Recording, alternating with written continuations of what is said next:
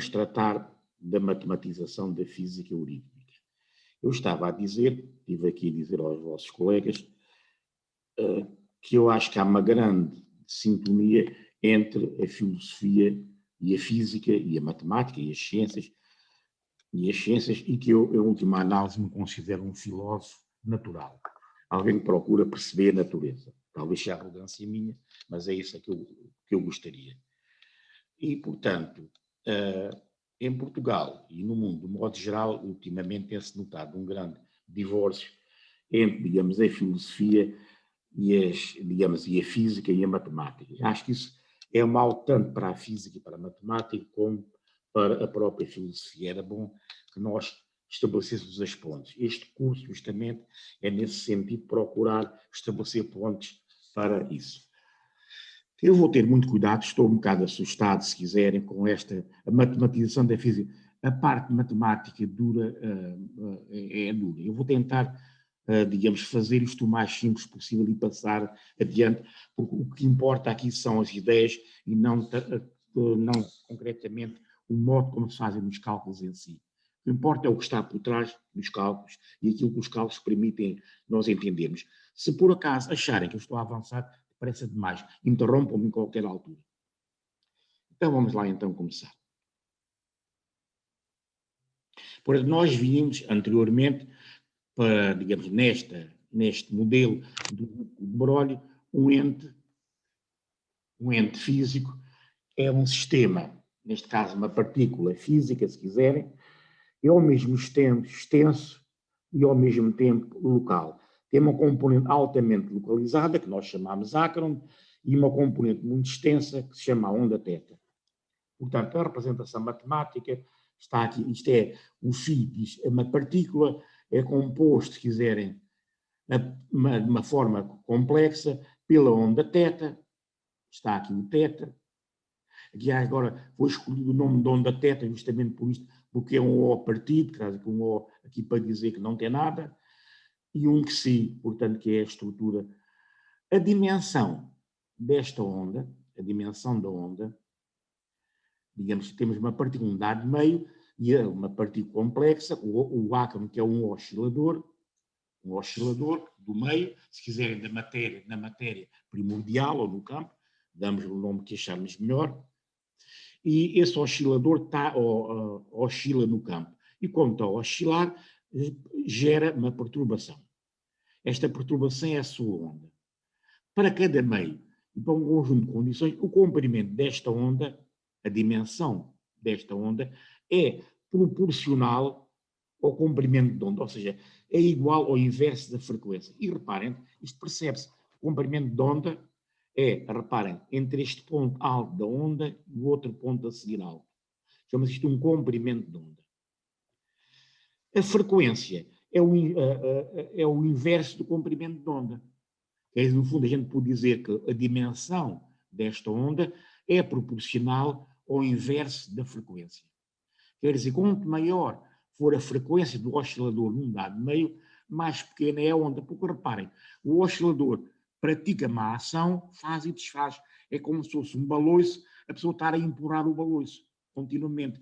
Empurra, estão a ver, empurra, e não empurra. Um está do lado, outro do outro. O oscilador vai para cima, vai para baixo, para cima, para baixo, e, portanto, provoca um movimento de oscilação. Quanto mais rápida for esta oscilação, mais faz e mais desfaz, então a ação, ou seja, esta onda propaga-se menos. É esta forma que procura traduzir isso. Ou seja, a dimensão desta onduleta ou da onda, é proporcional ao comprimento de onda, ou ao inverso da frequência. Há uma fórmula fundamental que nós referimos da mecânica quântica, que foi descoberta por Planck, que diz que a energia de um sistema é proporcional à sua frequência. É o que está aqui. Frequência temporal. Há a frequência espacial também, né? E há outras, a frequência temporal. Ora, para o ácron, a mesma relação é válida. Portanto, tem energia. Agora, já não é a constante de Planck, mas é uma constante do ácron. Para a onda θ, o mesmo. Ou seja, a energia da onda total é proporcional à frequência da onda, porque, reparem, a onda e o átomo têm a mesma frequência, o átomo é que é o gerador da onda, e se a onda não tem frequência, anulam-se. Portanto, a energia da onda é proporcional a estas duas constantes vezes a frequência. Mas agora reparem, este H, uma vez que a onda θ não tem praticamente energia nenhuma, no fundo, este H que si é igual ao H de Planck. Isto porquê? Porque a razão entre a energia da onda quântica e a energia da onda quântica, da onda θ, e a energia do átomo, estimativas para o fotão, dão 10 elevado a 54. Isto é um número medonho. A pessoa nem se dá conta do valor disto. Ou seja, não, em termos práticos, a onda θ não tem energia quando comparado com o átomo. Portanto, esta fórmula é igual para efeitos práticos, à forma tradicional. Depois, para continuar na matematização disto, é preciso, digamos, definir, digamos, sistemas. No fundo, o que é que a gente diz? Dissemos que o átomo é um oscilador, esse oscilador está a vibrar de forma caótica nesse meio subquântico, ou se alguns não quiserem chamar matéria primordial, ou quiserem, algo indefinido, nós não sabemos bem o que é um postulado, reparem, é um pedido, e porque ele está a gerar permanentemente ondas, vai para a direita, vai para a esquerda, para aqui, para lá, e está sempre a gerar ondas. Então, como é que o sistema se mantém estável? Como é que nós fazemos essas contas?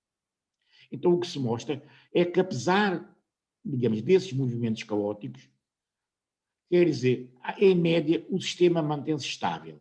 Eu tenho aqui uma simulação numérica feita pelo professor Mário Gata, já há alguns anos. Isto aqui, estão a ver, é o átomo que está a oscilar e gera uma onda neste meio subquântico.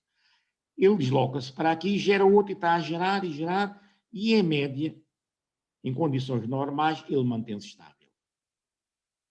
Isto são um conjunto de proposições matemáticas a partir do qual se elabora digamos, a formulação matemática, que eu não vou aqui perder tempo com isso, porque não vos quero chatear. No fundo, como é que nós fazemos os cálculos? Vamos supor que esse meio subquântico está dividido em células cúbicas, estão a ver?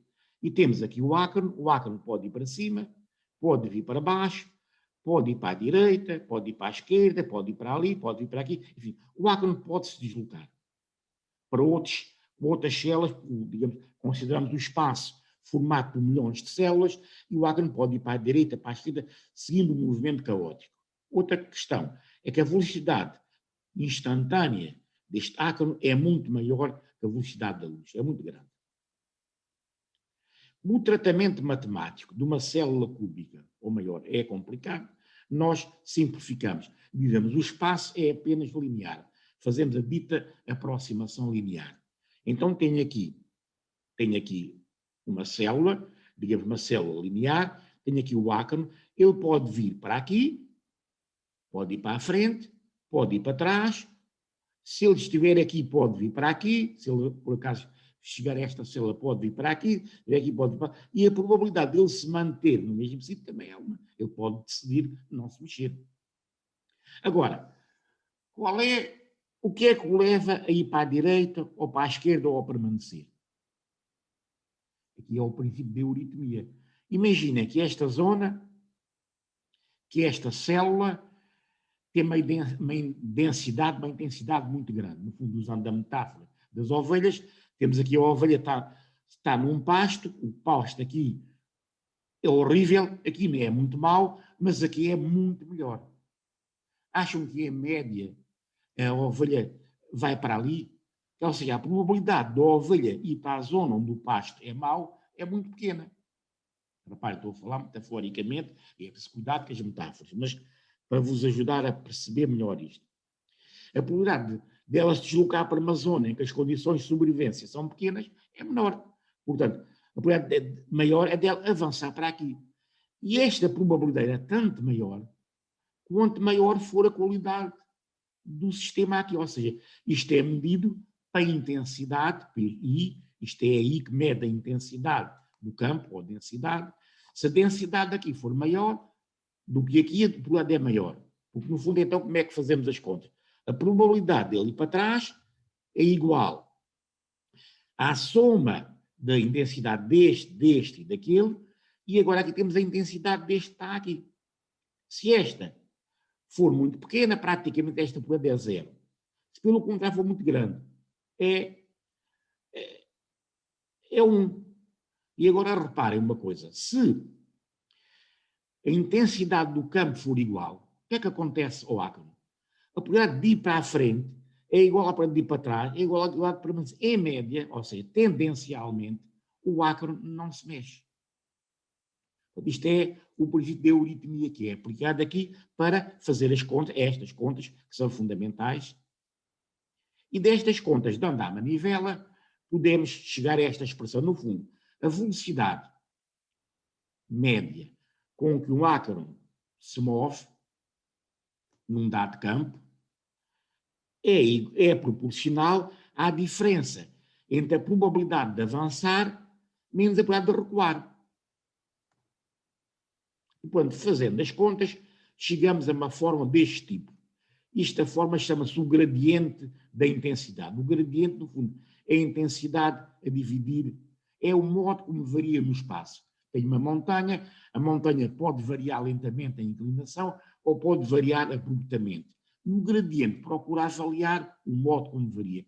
Quanto mais bruscamente varia essa montanha, maior é a tendência para se mover. Mas agora aparece aqui outro fator, que é o fator I, ou seja, está normalizado. A esta fórmula foi dado o nome de Gênesis, pelo professor Pedro Alves, que é professor de Filosofia na Faculdade de Letras. Porque esta fórmula tem grandes implicações,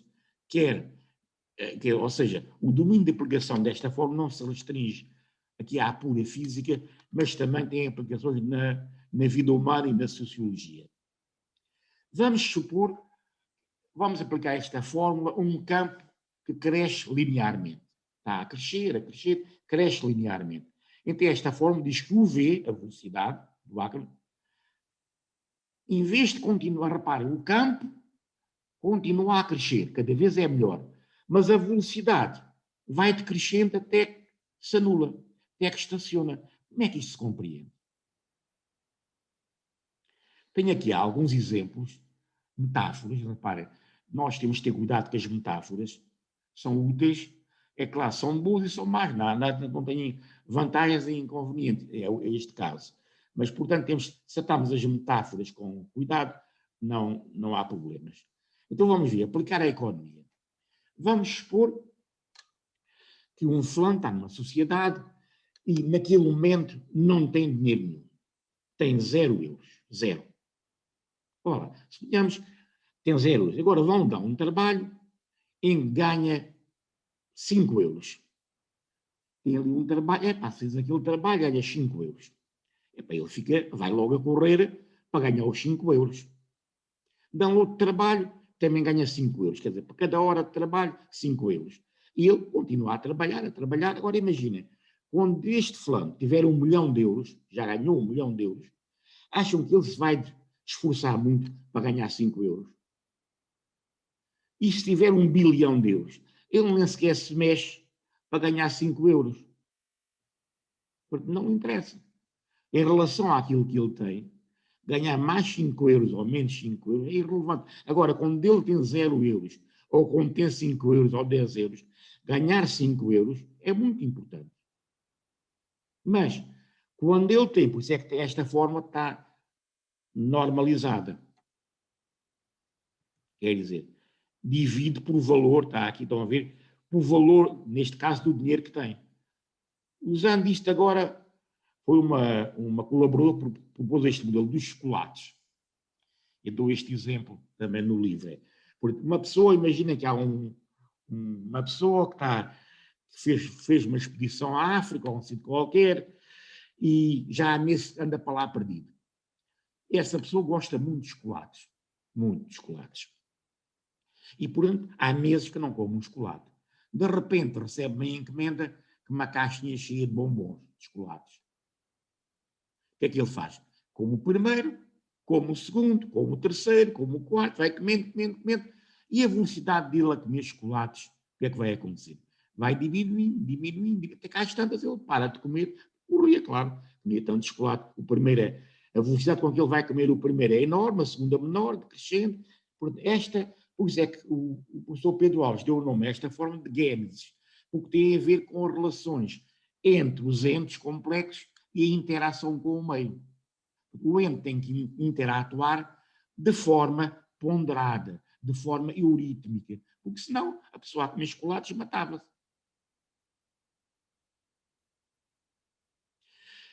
Agora, há outro conceito nesta física eurítmica que é a velocidade de saturação. O que é isto da velocidade de saturação? Igualmente, começa com uma metáfora. Vamos supor que uma pessoa está nos restauradores, vai andar do restaurador, imaginem que vem desde o Marquês, anda a passear ali, a fazer uma caminhada e vem do parque e chega e está nos restauradores. Vê com uma velocidade, suponhamos, de 10 km por hora, ou 9, depende da velocidade dele, mas digamos 9 km por hora. Chega ao Recio e encontra uma multidão monstra. O Recio está cheio de gente, houve uma manifestação, qualquer coisa. Repara, é apenas um modelo ficcional, não se pode tirar demasiado. Imagina, mas o Recio está cheio de gente, uns andam para a direita, o fulano, quando chega ali, pá, umas vezes para a frente, das vezes para trás, para a frente, para trás, enfim.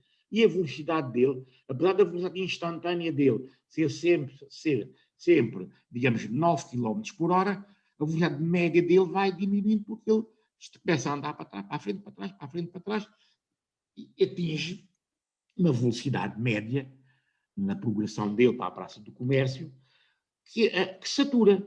Esse limite de saturação depende da interação dele com o meio, ou seja, quanto mais interativo for o meio, menor é a velocidade média. Quando ele consegue, por fim, sair do Recio, já não tem gente, recupera a velocidade que tinha anteriormente. Portanto, a pessoa chega ao Recio com uma grande velocidade e depois estaciona. De igual modo, se está no meio, estão vendo, sai do Recio, entra, digamos, na Rua Augusta, a velocidade aumenta. Portanto, isto aqui foi uma metáfora normal, quer dizer, uma metáfora social, que vocês conhecem, mas há exemplos disto na física do dia a dia. Imaginem, quando eu lanço um avião ou um projétil para o ar, a velocidade do projétil diminui devido ao atrito. Um submarino, imaginem que tem um submarino nuclear e que esse submarino nuclear tem 1, 2, 3, tantos quanto eu quiser reatores nucleares, ou seja, tem uma potência medonha. Eu estou no mar profundo e começo a aumentar a potência. A velocidade aumenta, por uma certa altura, por mais potência que eu meta no submarino, a velocidade não aumenta. Porquê? As condições de interação dele com o meio são tais que a velocidade não aumenta. É por isso que para ultrapassar a velocidade supersónica, os aviões tiveram que ser desenhados de uma certa maneira para evitar ou para diminuir a interação com o meio. Essa interação, em termos normais, é designada por atrito. Os automóveis têm aquela fórmula aerodinâmica para tentar interatuar com o meio, neste caso é o ar, de forma tal que a interação seja o mínimo possível, ou seja, o atrito seja o menor possível.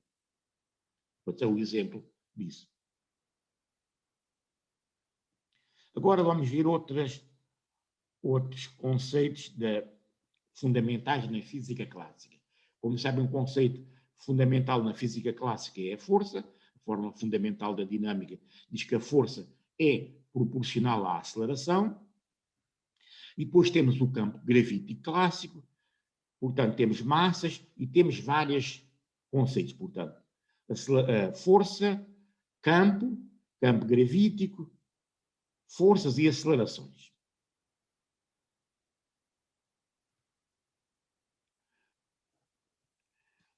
No fundo, o que é que quer dizer isto da força? Quando eu digo, digamos, este corpo cai para a Terra atraído por uma certa força. O que é que isto quer dizer? Que há uma propensão para o corpo para se deslocar para a Terra. Eu posso designar essa propensão por força. Não há mal nenhum em designar, até é uma boa, desde que estão puxos demasiado pelo conceito, é um conceito útil. Eu conheci uma pessoa nas Avelãs da Ribeira, que mostrei aquele slide, que falava na força do dinheiro, na força da atração do dinheiro. Então, se uma pessoa tem muito dinheiro, atrai as pessoas para ele. Se a pessoa não tem dinheiro, afasta as pessoas. É o princípio da atração-repulsão. Uma pessoa que tem muito dinheiro, tudo se aproxima dele. Tudo, não é tudo, mas há muita gente a aproximar-se dele. Portanto, é a força do dinheiro que atrai as pessoas. Se a pessoa tem pouco dinheiro, repele as pessoas. Portanto, estão a ver, no fundo, o conceito de força traduz, se quiserem, a propensão que um dado ente interativo no meio experimenta. E o corpo tende a mover-se, o ente, para as regiões onde o campo é mais propício, como acabámos de ver. Claro, se não fizesse isso, era louco. Digamos, neste caso não ia de acordo com as da euritmia ou com o conátrio do Spinoza. Os entes naturais têm tendência, em média, de se deslocar para os sítios que favoreçam a sua persistência. Porque, no fundo, é isto. Portanto, daí que a gente conclui o campo gravítico, isto que a gente chama campo gravítico, é um campo conceitual. Digamos, que não tem uma realidade ôntica, enquanto o campo teta-gravítico é dotado de realidade ôntica. Portanto, é o que estou a dizer. Enquanto o campo teta-gravítico é real, no sentido real, tem uma realidade física, o campo gravítico clássico corresponde a uma noção abstrata que tenta descrever essas propriedades. Tinha aqui um exemplo engraçado para tentar dar conta disso. Suponhamos que estamos aqui na Praça do Comércio, de igual modo estamos numa experiência conceptual, há um drone por cima a vigiar isto, e há um observador dotado de certas capacidades. No fundo, e imaginem, nesta praça, ele consegue controlar a temperatura, vamos ver duas hipóteses. Ele consegue controlar a temperatura de tal forma, e a praça está cheia de gente. Tem muita gente. No centro, a temperatura é 22 graus. E aqui ele começa a diminuir a temperatura, mas periferia, de forma circular. O que é que vos parece que acontece às pessoas? Se aqui têm frio, começa a deslocar para ali. No fundo é isto. Aqui nesta zona está frio, eles começam e deslocam-se com tanto mais rapidez para ali, quanto mais frio têm. Esta zona é mais fria, portanto eles procuram fugir. Em média, tendencialmente. E quando se encontram nesta zona mais ou menos homogénea, param. Não vale a pena, estão num sítio bom, onde a temperatura é agradável, não se vão deslocar. Não quer dizer que alguns não se desloquem para ali. Por isso isto são propensões, tendências. Podem ser expressos através de probabilidades, mas, portanto, no fundo. Agora eu pergunto, eu digo assim, eu posso dizer, isto é como se houvesse uma força a atrair as pessoas para o centro da praça. Agora pergunto, há na realidade alguma força a atrair as pessoas? Não. Mas eu posso descrever este comportamento das pessoas a deslocarem-se desta zona para aquela zona como uma força. É uma boa descrição. Útil. Adequada, se quiserem, a esta escala. Agora, é um conceito apenas usado. Como eu há bocado falei da força do dinheiro, claro, é uma maneira de descrever. Aqui, repara, é um processo quase semelhante. Como aqui eles estão bem, digamos, é como se houvesse aqui muito dinheiro no centro e aqui pouco, então as pessoas deslocam-se para aqui, onde estarão melhor. No fundo é isto. Euritmia a funcionar. Portanto, a conclusão é que o campo gravítico é um campo abstrato, conceptual, enquanto que o campo θ é um campo real, fisicamente real. Agora, há uma relação de equivalência entre os dois. Tenho aqui um gráfico que mostra a diferença entre... Quer dizer, a diferença matemática é diferente, mas ao nível de cálculo, ao nível de aproximação, os dois, digamos, a partir de um certo valor, usar o campo gravítico normal ou, digamos, conceptual ou real, não faz diferença nenhuma nos cálculos. É possível também derivar o conceito de massa generalizada. Isto tem mais matemática e vou passar isto por alto.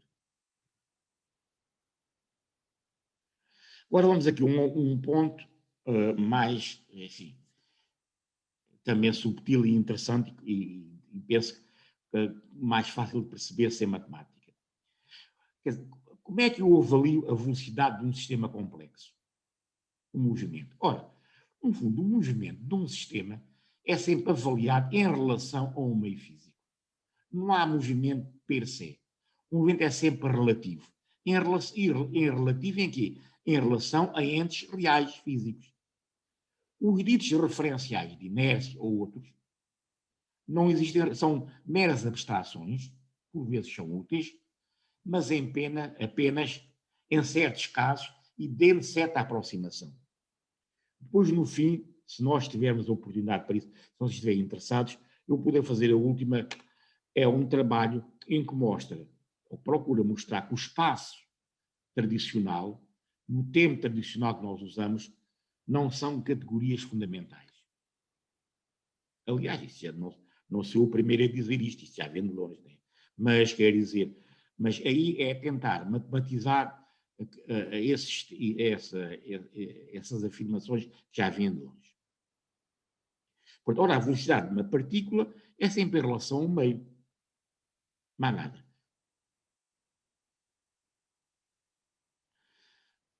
Quando tenho aqui a partícula que entra neste meio, e agora vou comparar a velocidade, temos aqui o átomo e tenho aqui a sua onda θ.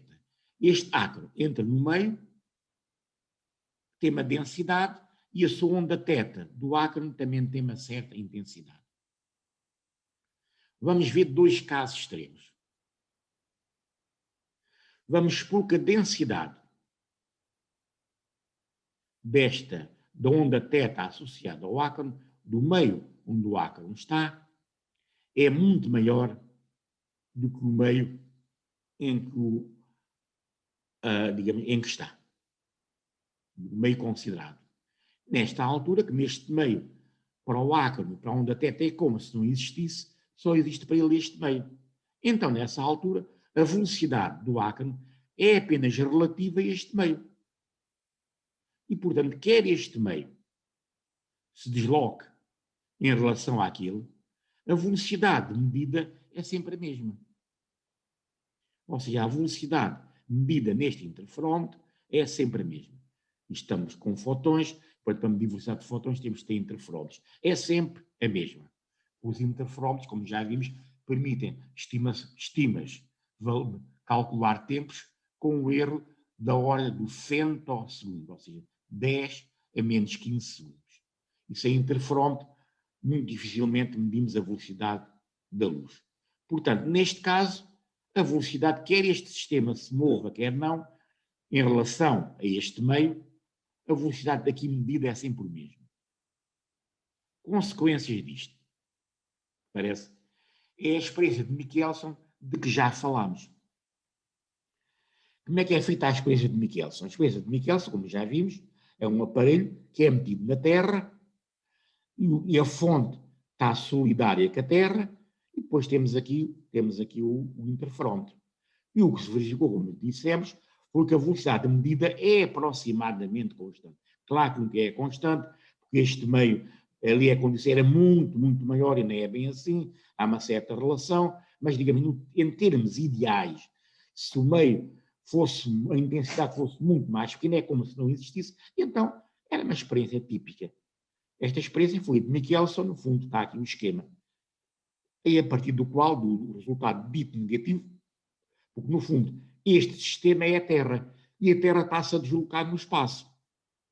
Mas para o ácaro da partícula, do fotão, este meio da Terra é contra o outro, é como se não existisse. Portanto, não, é irrelevante para esta experiência. E, portanto, isso permitiu ver que não havia, ou pelo menos se havia, não era detectável esta escala. Isto é a experiência de Michelson, que já mostrei slides sobre isso. Agora, temos o outro caso. O outro caso é o seguinte: suponhamos que estamos a fazer a experiência num laboratório, aqui no laboratório, ou num comboio, por exemplo, num comboio, ou num avião, ou numa carroça, e tenho lá os aparelhos. Ou seja, o meio onde estou a fazer a experiência não tem, a intensidade dele é quase zero quando comparada com a intensidade do meio. Ou seja, a intensidade do meio é que conta e a intensidade deste meio não conta. Então o que é que vai acontecer?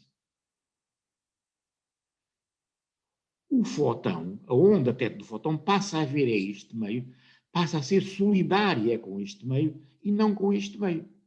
Então isso vai permitir medir velocidades diferentes da velocidade de saturação da luz, que é C. Então vamos medir velocidade V, que é esta velocidade, a velocidade em relação do fóton em relação a este meio, mais ou menos a velocidade deste sistema.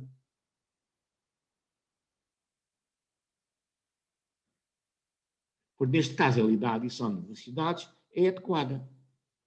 O primeiro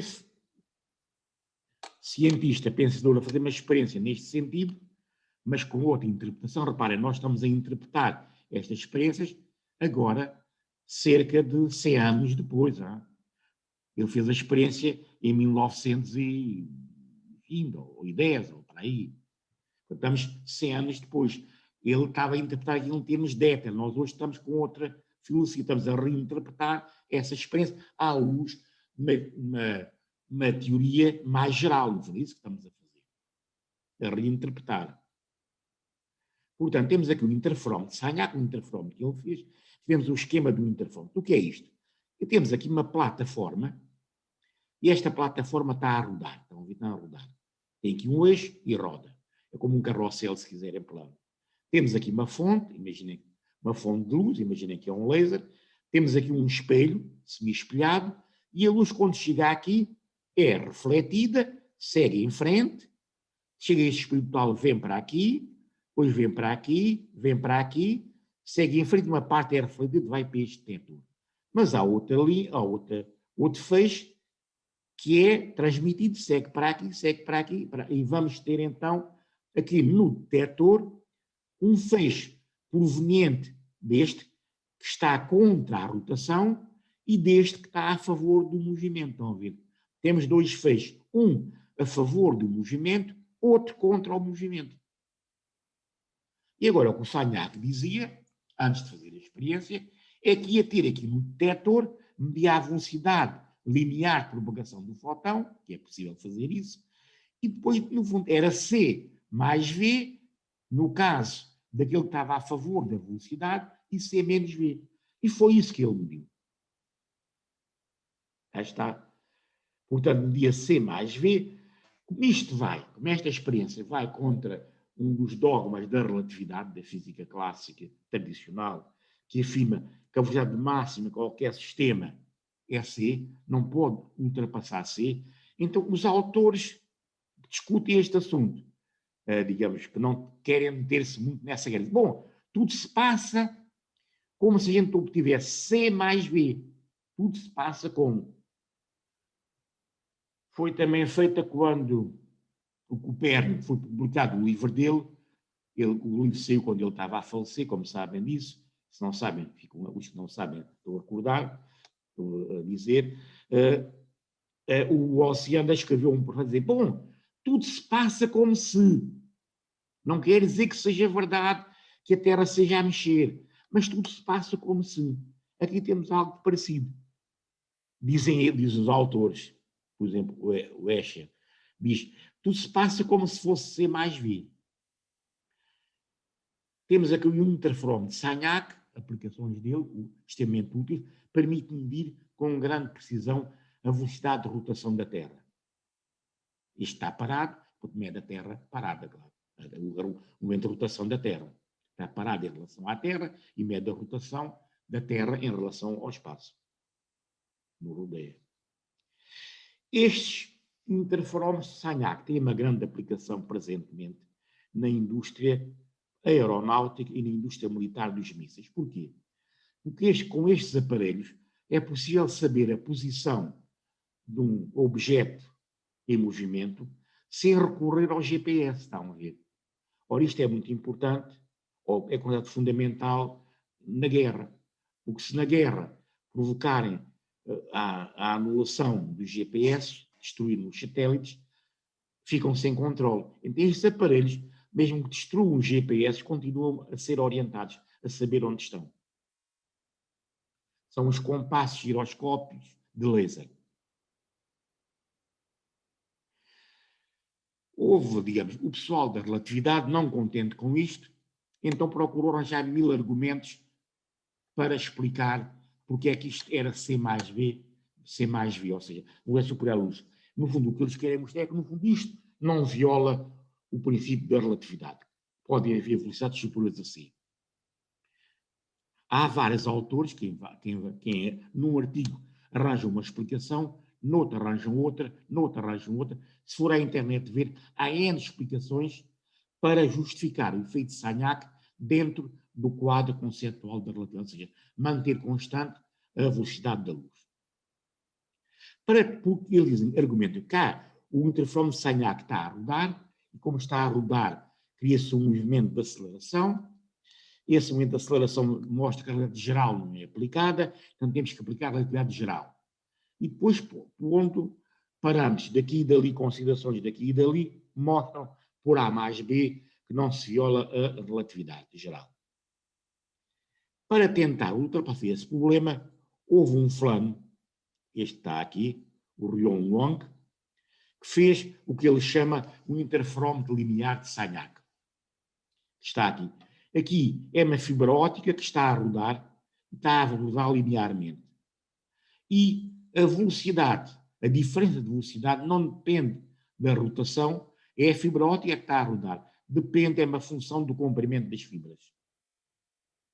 Portanto, isto, digamos, foi um argumento, ele arranjou esta experiência para mostrar que o efeito de Sagnac não era devido à velocidade de rotação, mas era o efeito devido à velocidade. Está aqui, isto foi uma conferência que ele fez a apresentar isto.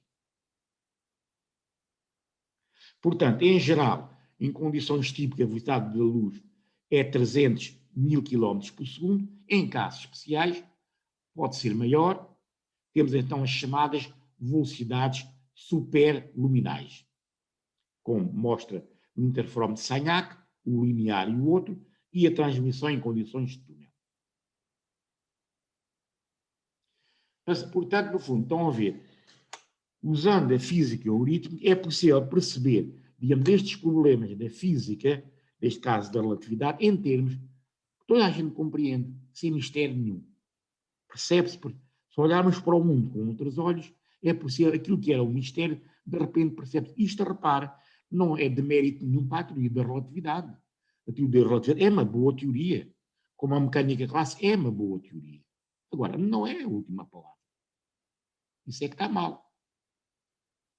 É dizer que é a última palavra, não é a relatividade. Vamos agora para o teorema da coalescência. Então, como é que nós podemos explicar a aproximação, a atração dos corpos? No fundo, já vimos que no fundo está ligado à euritmia, digamos, os dois corpos tendem a atrair-se uma força que é proporcional às massas. Vamos lá ver. Tem aqui dois corpos. Esses dois corpos têm no núcleo, digamos, a onda θ, que é o ácaro, e a onda θ. Desculpem se às vezes me atrapalho nas palavras, mas penso pelo conteúdo semântico se depreende o que estou a dizer. Portanto, agora reparem, se por acaso eu os aproximo, qualquer processo, a densidade daqui é maior que ali, então os corpos vão tendencialmente coalescer. Estão a ver? Coalescer é que se aproxima, ou seja, isto é o fenómeno de atração. A atração é explicada nestes termos. O fenómeno da repulsão está aqui matematicamente descrito, é um processo semelhante, mas aqui, em vez de os corpos quando se juntam aumenta a intensidade, diminui a intensidade porque eles entram em oposição, entram em guerra um com o outro. E se entram em guerra um com o outro, afastam-se. É o teorema da anticoalescência ou da repulsão. É possível mostrar digamos, a força, usando esse termo, a força da atração, a tendência com que eles se aproximam é dado, se não por esta expressão, que se aproxima da expressão tradicional, ou seja, a força proporcional a 1 sobre R.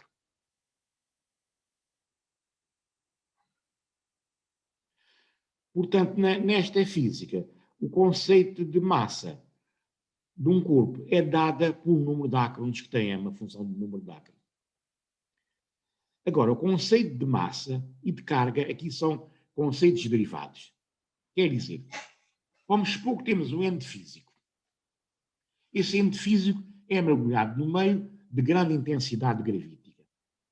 Ele vê o campo gravítico e vai ser sensível ao campo gravítico. Vamos supor, pelo contrário, o campo que esse ente é metido num campo de muito fraca intensidade gravítica. Ele então passa por ele como se não existisse. Quer dizer, o mesmo corpo, o mesmo ente, pode ser dito que tem massa ou não tem massa, consoante o meio interativo onde ele é colocado. Se o meio é muito intenso, tem massa. Se o meio é muito, a intensidade é muito pequena, então diz que não tem massa ou carga. Carga é a atração eletromagnética.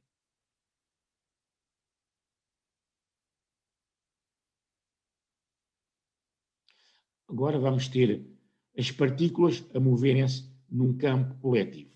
Vamos lá ver como é que eu consigo descalçar esta bola. Ora, reparem, se eu tiver uma partícula a mover-se no campo θ, imagina, usando uma metáfora que é um barco, ele gera um conjunto de ondas à volta dele. Estão a ver? Fica uma esteira. Não podemos falar porque está demasiado para metáfora, mas quer dizer.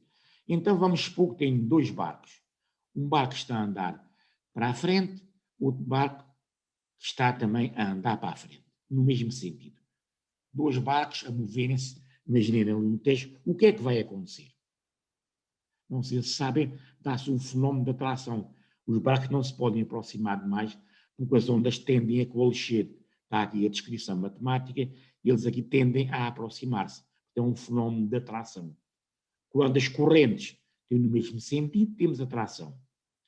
Quando as correntes são no sentido oposto, temos repulsão, claro, porque aqui cria-se um vazio, então o sistema foge ao vazio e afastam-se. Repulsão. Ora, o fenómeno do magnetismo tradicional é um caso particular disto. Então, quando temos num fio condutor a corrente a passar num sentido, no outro fio condutor a corrente a passar no mesmo sentido, os fios aproximam-se. Se as correntes tiverem sentidos opostos, os fios afastam-se. Temos atração, repulsão. Melhor ainda, estão a ver? Se arranjarmos um anel circular, estão a ver? Este anel circular, se por acaso a corrente aqui for oposta a este anda os eletrões neste sentido. Imaginem que micronavios se deslocam numa corrente. E estes que se deslocam naquela, então temos a repulsão. Se deslocam no mesmo sentido, temos atração.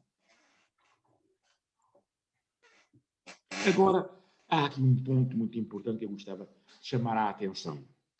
E que a pessoa olha e só vê passado há muito tempo. É o seguinte. Reparem, tenho aqui um carrinho de linhas, de madeira, tenho aqui um enrolamento. Aqui tenho outro enrolamento parecido, com fios. O número de espiras é a mesma, de voltas é a mesma, e faço passar por lá uma corrente. Portanto, de acordo com este princípio, a ilha tem uma atração e tem uma coisa. Mas é tão fraquinha, se for um carrinho de linhas, se isto for de madeira, não se vê nada. Se for de plástico, também não se vê nada. Agora, se este carrinho, onde faço o enrolamento, chamado núcleo, for de ferro macio ou de outra substância adequada, esta força aumenta de uma maneira enorme, como nós vimos nos eletromagnetos. O Faraday é que descobriu isto. Então tem aqui o exemplo dele. Estão a ver, temos aqui os fios enrolados. Se está enrolado à volta de ferro macio. Se fosse madeira ou plástico, nada acontecia. Nada. Acontecia alguma coisa, mas tão pouco, que não se observava, ou tinha-se muita dificuldade. Para aumentar o fenómeno, então pôs ferro. Então, com o ferro, este fenómeno aumenta drasticamente, aumenta significativamente. Portanto, o que é que acontece? Mas reparem, se for madeira, se for vidro, plástico ou outra entidade não adequada, não se verifica nada. Só se verifica para materiais adequados. Isto mostra que estamos perante um fenómeno tipicamente não linear. Ou seja, uma pequena ação, aquela ação do campo elétrico, eletromagnético, que vai induzir um campo magnético pequeno, chega ao ferro, esse ferro está preparado para receber essa informação, então os micromagnetos que esse ferro, que esses materiais têm, vão-se orientar todos. Eles inicialmente estão distribuídos caoticamente. Quando são estimulados por este campo fraquinho, vão-se estimular e vão-se orientar todos, e então o campo, a força aumenta drasticamente. Essa foi uma grande descoberta. E toda a gente olha para aquilo e ninguém diz que é um fenómeno não linear. Dizem que são as propriedades do ferro. Mais nada. E ficamos com as propriedades do ferro.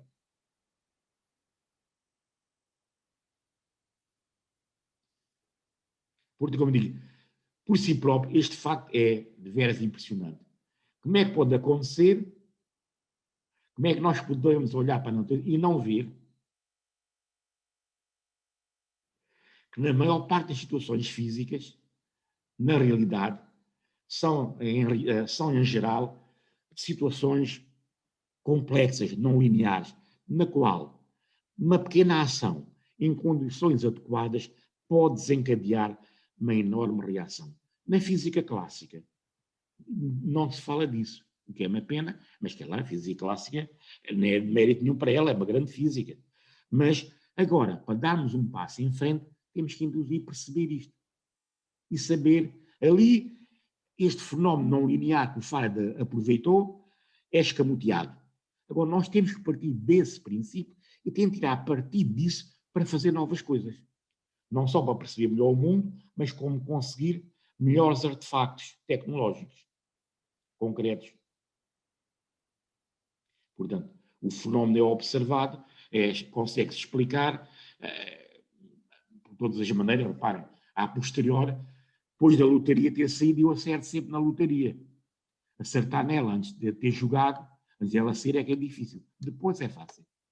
Por isso é que as teorias físicas são teorias para prever o que vai acontecer. Teorias meramente explicativas. São importantes, claro, não é negar o valor delas, mas são apenas indicativas.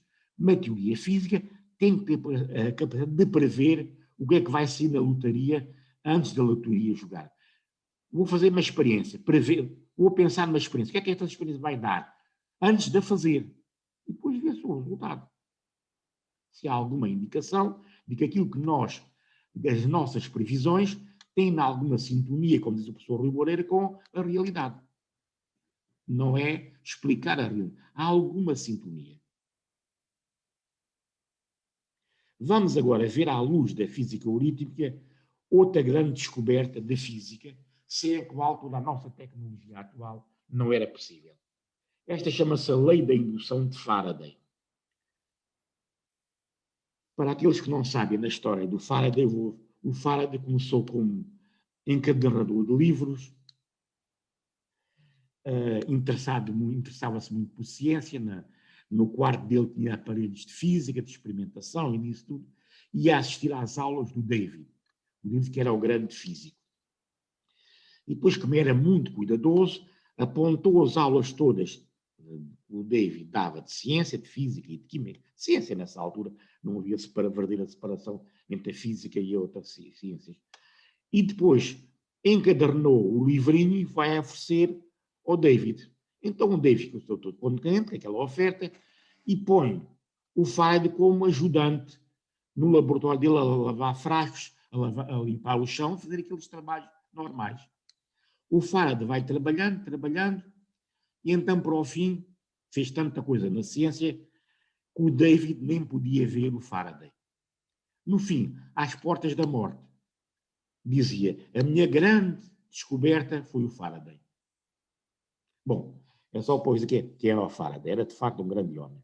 Então ele andava à procura desta lei, que nós chamamos a lei de indução, mas não conseguia.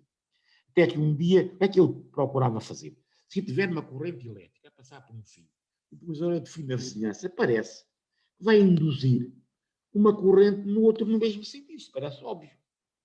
Mas o que ele não acontecia, reparem, tinha aqui uma pilha, a corrente está a circular neste sentido, e agora ponho aqui outro fio, ligado a uma lâmpada, repare, na prática não é uma lâmpada, são aparelhos extremamente sensíveis, para ver se passa a corrente ou não. E o que se vê é que não passa nada.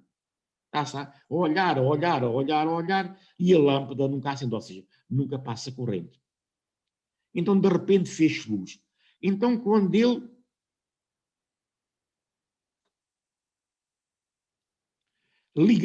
ligava, ou seja, punha aqui a corrente a circular neste sentido, depois punha a corrente a circular no sentido oposto, ou seja, ligava e desligava, começava a lâmpada a acender. Ou seja, o que é que acontece? Euritmia a funcionar. Quando a corrente está a circular neste sentido, no dito secundário, cria-se aqui um campo em que a intensidade do campo é maior neste sentido, neste sítio. Então os elétrons deslocam-se para aquela zona, claro, porque estão ali melhores. Mas, enquanto eles estiverem bem, enquanto estiverem naquela zona de maior intensidade, não se mexem e ficam lá. Agora, reparem, de repente este campo que era muito bom, esta zona passa a ser má. E esta é que passa a ser a boa. O que eles fazem? Voltam para esta zona. Então, agora, se alternar o campo, corrente alterna, quer dizer isso, alternar o campo, então eles andam para trás e para a frente, para trás e para a frente. Se usar a metáfora das ovelhas, põe um campo bom num lado, todas vão para lá. De repente, ao fim de uma hora, põe um campo mau e bom no outro. Fogem para o outro lado. E repita aquele processo das ovelhas a andar para a direita e para a esquerda. Estão a ver? Isto é a lei da indução de Faraday. Uma consequência explicada perfeitamente em termos de euritmia. Em termos do conatos do Spinoza para aquela gente de filosofia. E para mim também gosto bastante de Spinoza. Agora vamos passar a uma coisa mais matemática, chama-se a Master Non-Linear Equation. Como sabem, o objetivo da física, já fiz a referência, consiste em encontrar expressões matemáticas gerais que, em conjunto com as hipóteses, isto em geral não é dita, mas eu explico, hipóteses explícitas e implícitas, e as implícitas é o grande número, digamos, é o peso latente, mas que não é explicado, se revelem adequadas para descrever os fenómenos, largas classes de fenómenos, a dadas escalas de observação e descrição da realidade. Pois, no fundo, o objetivo da física é fazer previsões e por isso é que arranjar expressões matemáticas para poder fazer contas. Essas expressões matemáticas, essas formas, essas equações, essas expressões vão ser usadas, mas depois, quando as estamos a usar, estamos sempre a usar uma expressão matemática não é coisa simples. Há sempre modos de proceder. E esses modos têm um conjunto de receitas, usando esse termo, quer explícitas, quer implícitas. E por que vamos fazer isso? Portanto, já vamos chegar lá. Dentro da física eurítica é possível mostrar que as formas básicas da mecânica quântica. A forma de Broglie, diz que já apresentei, o momento, ou seja, a massa vezes a velocidade de uma partícula é proporcional à frequência espacial. E que a energia é proporcional à frequência temporal podem facilmente ser derivadas, quando eu digo derivadas, não digo deduzidas, e uso essa palavra com cuidado, porque nós não demonstramos. Demonstração tem uma coisa, implica rigoroso, absoluto. Não. O que nós fazemos são derivações, dentro de certas condições, são razoáveis e são compatíveis com as afirmações que temos. É isso que fazemos, mais nada. É uma derivação heurística que mostra que, dentro de certas condições, a forma de Planck é compatível com as hipóteses da física eurípica. É isso que a gente está a dizer. Agora, outra nota, que as pessoas, em geral, não temos muita atenção. Quer dizer, trabalho de vanguarda, trabalho da frente, breakthrough, in physics. É como estar na corda bamba, tinha que dizer, no fundo, é como estar na corda bamba. Estamos na corda bamba, sempre a tentar equilibrar as coisas, sempre a tentar não cair. Porque move-se para a direita, move-se para a esquerda, é um perigo. Portanto, é fazer trabalho original, de vanguarda, na física e em qualquer domínio, é um trabalho muito difícil. Porque temos de estar com cuidado. Porque, enfim, nós estamos perante a natureza e a natureza é altamente complexa e nós vislumbramos muito pouco dela. Portanto, é isto, corda bamba. Portanto, nós não estamos a jogar um jogo com as regras definidas por nós, como em matemática. Em matemática nós definimos, mais ou menos, enfim, nem sequer aí as definimos rigorosamente, mas com um certo grau de rigor grande, mas em física nem sequer isso. No nosso caso, o mestre do jogo, the master of the game, é a física, é a natureza. Cujas regras, claro, nós não conhecemos, quando muito vislumbramos algumas. Por isso temos que ter muita atenção. O melhor que nós podemos esperar é adquirir progressivamente alguns mais ou menos vagos, digamos, vislumbres da verdade, da natureza. Vou dar aqui um exemplo. Esta história também não é nova, isto já vem desde longe. Eu já referi aqui uma história dos sufis. Os sufis é uma seita mística muito antiga e que presentemente está associada à cultura muçulmana. É a aldeia dos cegos e o elefante. Então a história é mais ou menos assim. Há uma aldeia perdida nos confins da Ásia, em que todos os habitantes são cegos. Além de serem cegos, esses habitantes vivem na sua vida, interessam-se muito pelo conhecimento, o que é uma qualidade rara, mas nessa aldeia verificava-se isso. Interessavam-se pelo conhecimento. E já tinham ouvido uns vagos rumores sobre um animal fantástico, que era o elefante, mas que ninguém tinha visto. Neste caso, eles eram cegos, viam com os olhos da mente, a palpar, com o cheiro, com o odor, com o tato, temperaturas, etc, etc. Portanto, eles tinham ouvido umas vagas referências a esse animal fabuloso. E há uma altura em que ouviram dizer que um elefante ia passar perto da aldeia. Ficaram entusiasmados, mas o elefante passava tão perto da aldeia, mas não tão perto, que a aldeia toda pudesse ir ver o elefante, ver entre aspas, claro. O elefante. Então reuniram-se em assembleia e destacaram 3 dos mais sábios entre eles para irem estudar o animal.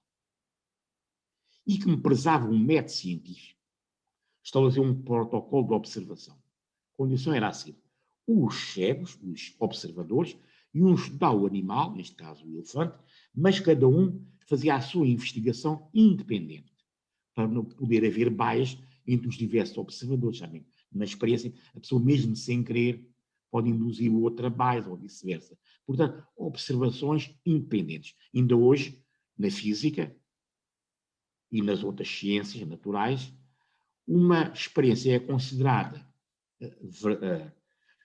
como verdadeira, como significativa, se for confirmada por vários observadores, por vários laboratórios independentes. Se for só um laboratório a apresentar essa evidência, onde será uma indicação, mas mais nada. Não pode ser tomada como prova científica. Isto não é porque os observadores não queriam aldrabar, é porque o sistema é tão complexo, que a pessoa sem querer pode ser levada a erros. E a mesma experiência deve ser feita, repetida, por outros observadores independentes. Estes cegos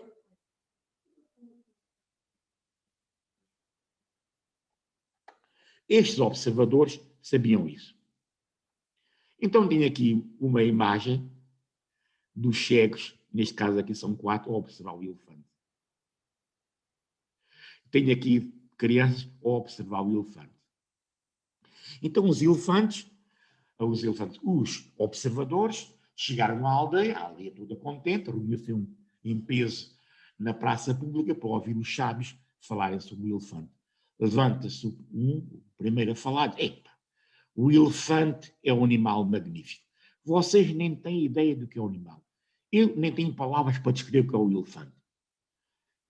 Para terem uma ideia aproximada, pensa que o elefante é uma espécie de uma cobra,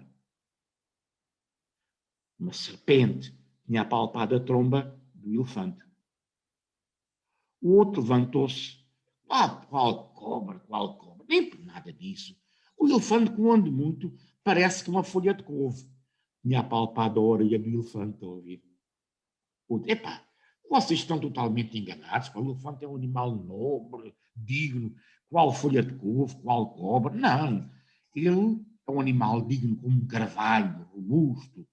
Tinha apalpado aqui a perna do elefante, está a ver? Todos eles estavam certos, claro. E todos estavam errados.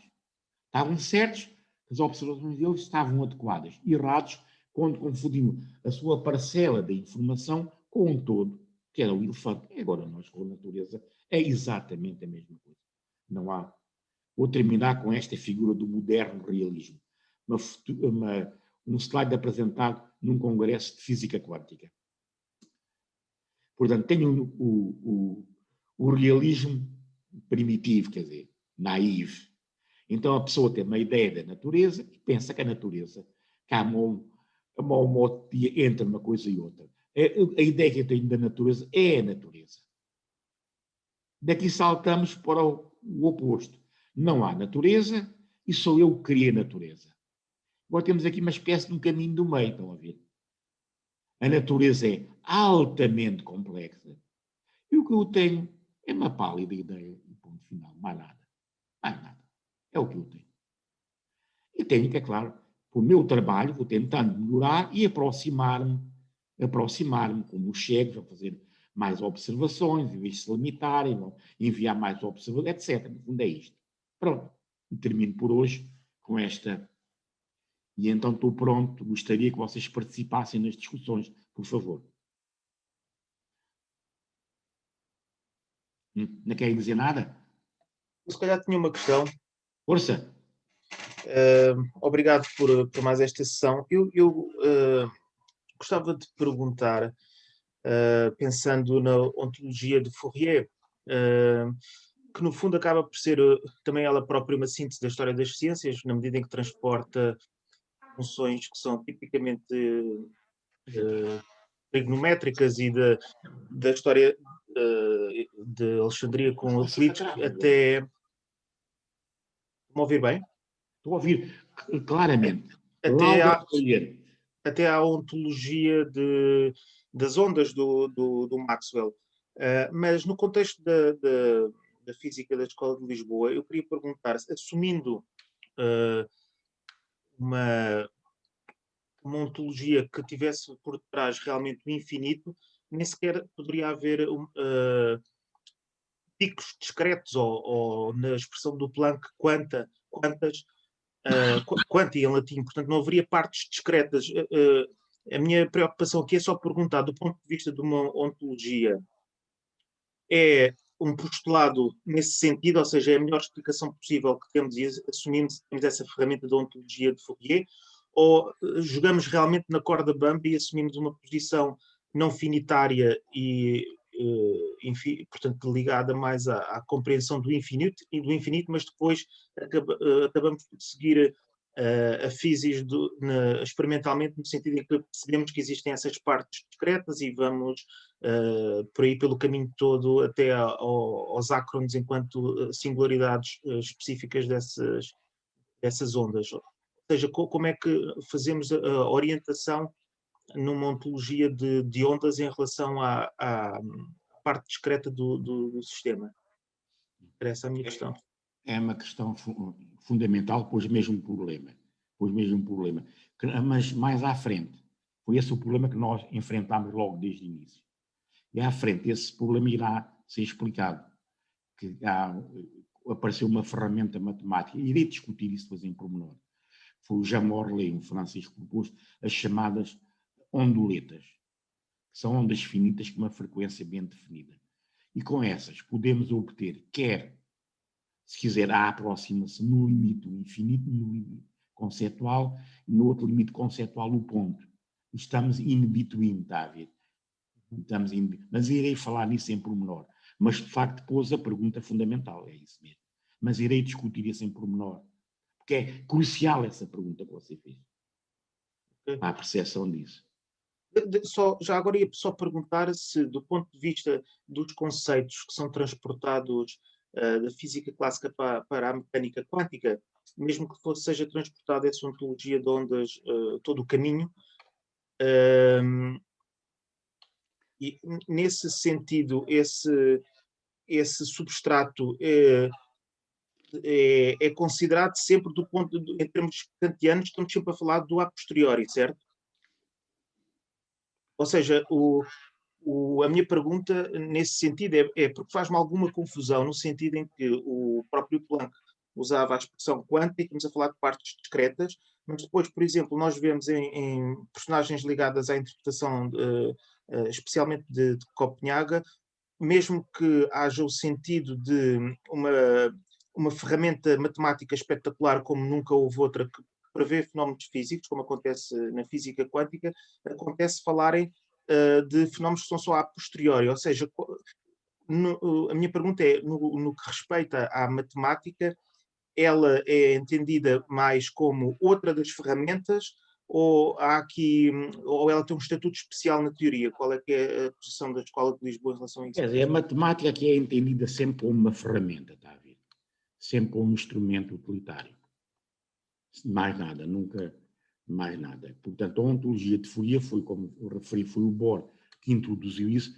Repara, o professor Rui Moreno acha muito bem que se chama ontologia de Fourier. Ele tem razão, e como tudo não tem razão, quer dizer, ele chamei-a ontologia de Fourier para dar um estatuto de prioridade básica. Talvez a palavra ontic seja forte demais, se calhar, mas descontando isso, ainda mantenho a palavra, à parte, tenho que descobrir outra palavra, se calhar tento traduzir o mesmo, mas não ser tão forte como ôntico. Por enquanto, aguardo, pode ser que alguém proponha uma palavra adequada para, em vez de dizer ôntico, dizer, mas essa palavra tem que traduzir o caráter muito importante, fundamental, desse modo de olhar, dá o primado a essas ondas infinitas. Como disse, foi um regresso à filosofia platónica, se quiser, no fundo, está tudo interligado. O conhecimento está interligado. Pois, depois, já agora, só um ponto. Havemos de discutir em pormenor esse que está a dizer. Força, diga, vá, diga. Please. Please.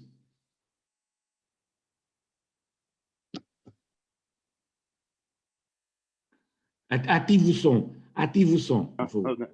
Can you hear me now? Yes. Yes.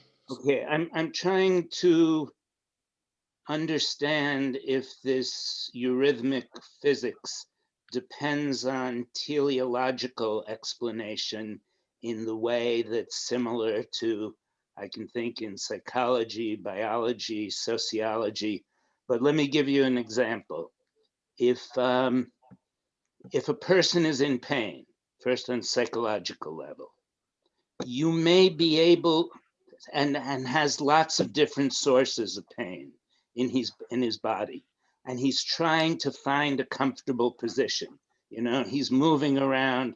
How can I sleep most comfortably? He may not know in advance. He may discover by trial and error. But if you understand his body mechanics and the source of his pain, you might be able to predict that the situation he'll end up in is a certain position. Or you can say with society, if there's too much inequality of power and of suffering, there's going to be a revolution and the society will be unstable and therefore won't survive in comparison to a society that's more equal and more sustainable. You could say in biology, there's natural selection, that mutations happen randomly, but the ones that work best with the environment will survive and the other ones will fall away, even though it's not their intent.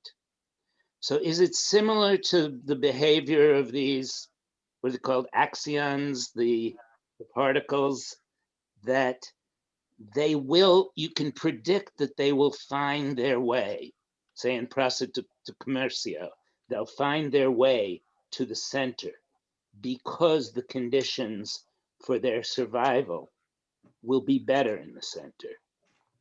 But it's not that there's an inner psychological force that knows the principles they're following.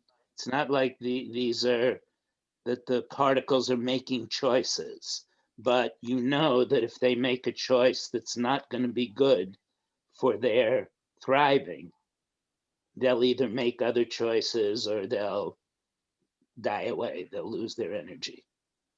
Is this an appropriate parallel, that you can make predictions, but it's based on a teleological model of what will be good, what will be eurythmic for the different parts, that you're predicting what will happen, even though you can't explain what causes the particle's choice?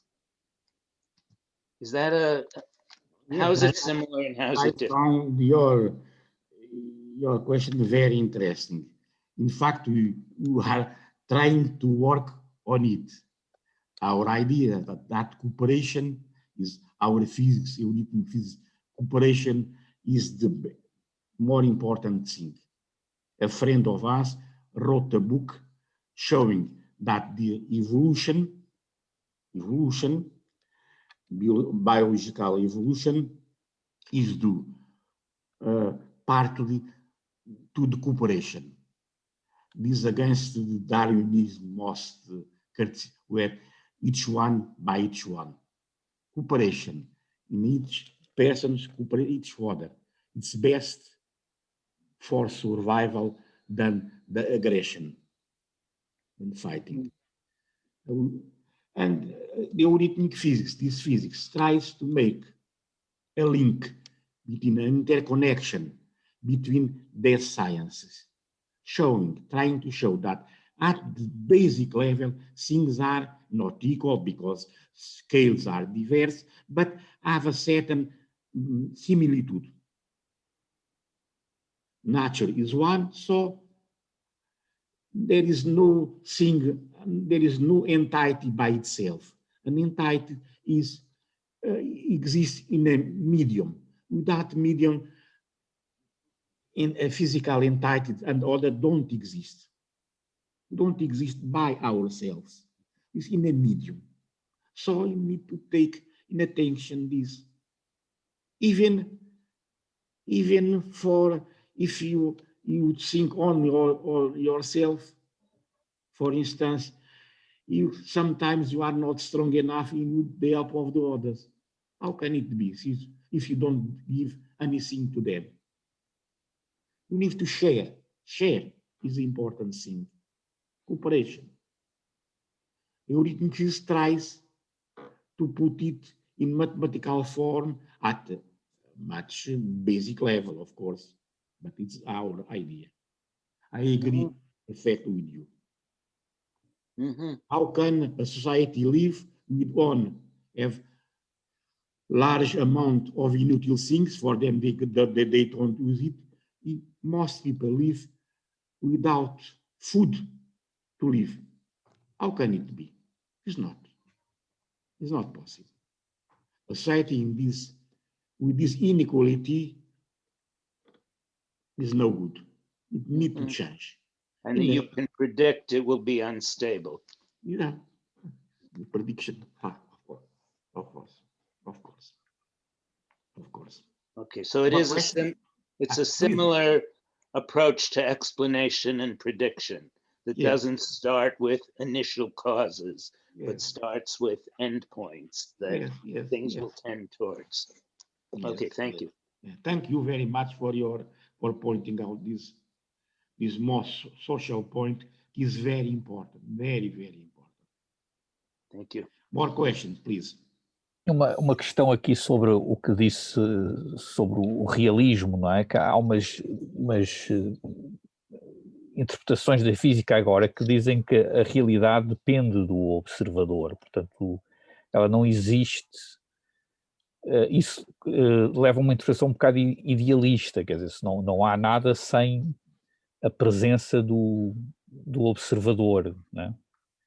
Porque só quando entra o observador é que a realidade se fixa, digamos assim, e portanto não podemos falar numa realidade complexa que existe independente do observador. Ela só é relativa ao observador. Essa é a questão que eu tinha para falar. Exato, essa é a proposta de alguns que interpretam a mecânica quântica, e alguns muitos, em que o observador cria a realidade num conjunto de potencialidades e decide pelo ato da observação criar a realidade. É essa.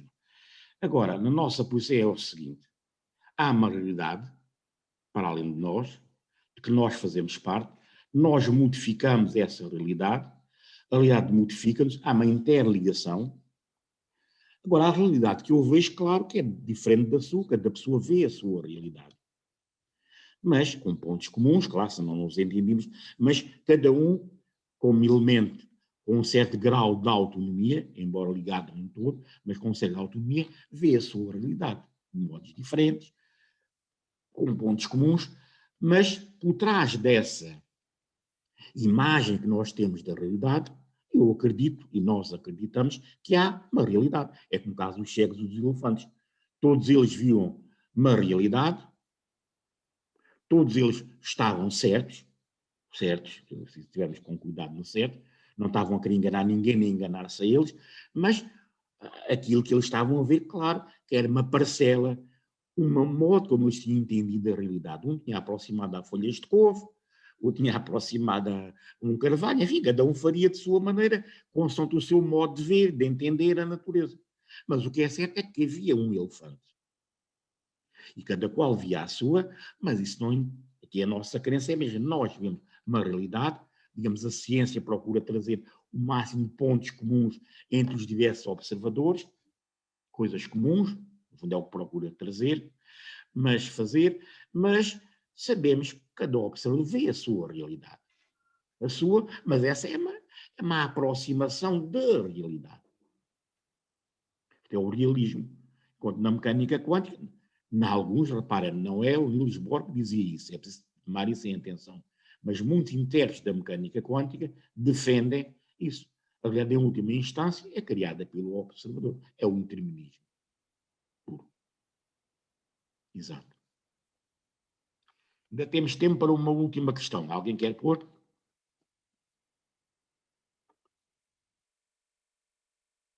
Ninguém quer pôr mais? Hoje não viemos de máscaras, como a colega tinha proposto, que é carnaval. Então despedimos e então até terça-feira, está bem assim? Então, boa noite a todos e o melhor possível.